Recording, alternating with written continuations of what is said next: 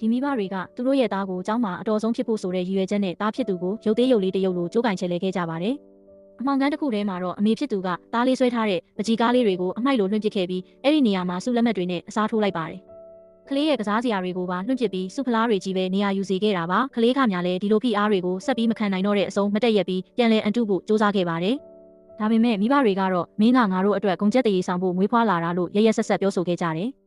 အဲ့ဒီအချိန်မှာပဲကလေးရဲ့ပကြီးကားတစ်ချက်ကျမ်းပြင်ပေါ်ကိုပြုတ်ကျသွားခဲ့တယ်။သူအဲ့ဒီပကြီးကားကိုလှမ်းကောက်ဖို့စ조사လိုက်ချိန်မှာတော့ပကြီးကားလေးကလေထဲကိုမြင့်တီထက်မြင့်အောင်လွင့်တက်သွားပါတော့တယ်။ရုတ်တရက်ဆိုသလိုပဲမျက်နှာကျက်ပေါ်ကနေစာအုပ်တွေအဆက်မပြတ်ကျလာပြီးနေရန်တစ်ခုလုံးမှာလည်းစုလက်မှတ်တွေနဲ့ပြည့်နှက်သွားပါတယ်။ကလေးငယ်ကဒီစုလက်မှတ်တွေကိုကြည့်ရင်သူ့ရဲ့အနာဂတ်ကိုကြုံမြင်လိုက်ရပေမဲ့သူ့အတွက်တော့နည်းနည်းလေးမှပျော်စရာကောင်းမနေခဲ့ပါဘူး။ဘာလို့လဲဆိုတော့ဒါဟာမိဘတွေရဲ့ချုပ်ကင်မှုအောက်မှာတစ်သက်လုံးရုံထွက်လို့မရတော့ဘူးဆိုတဲ့အဓိပ္ပာယ်တက်ရောက်နေလို့ပါပဲ။နောက်တစ်ခဏမှာတော့သူ့ရဲ့လက်တွေခြေထောက်တွေမှာရုပ်သေးရုပ်တွေလိုမျိုးကြိုးတွေကြီးနှောင်ခံထားရတာကိုထိတ်လန့်ဖွယ်ရာတွေ့လိုက်ရပါတယ်။သူဘလောက်ပဲရုန်းကန်ဖို့စ조사ပါစေလုံးဝကိုမတက်နိုင်ခဲ့ပါဘူး။အဲဒီနောက်မှာတော့သူ့ခန္ဓာကိုယ်ဟာနံရံပေါ်ကစုဖလားစီကိုအလိုလျောက်ဆွဲခေါ်သွားခြင်းခံလိုက်ရပါတော့တယ်။အဆိုးဆုံးနဲ့သူလုံးဝမထင်မှတ်ထားခဲ့တဲ့အရာကတော့ဒီကြိုးတွေကိုအပေါ်စီးကနေကင်တွယ်ချဲလဲနေတာဟာတခြားသူမဟုတ်ပဲသူ့ရဲ့မိဘရင်းတွေဖြစ်နေတာပါပဲ။မိဘတွေဟာသားဖြစ်သူကိုကြိုးကင်ရလို့ကျဉ်နဲ့နေတဲ့အပြုံးတွေပြုံးနေခဲ့ကြတယ်။ဒါပေမဲ့တကယ်ကိုအံ့ဩတုန်လှုပ်စရာအကောင်းဆုံးအချိုးကွေးကတော့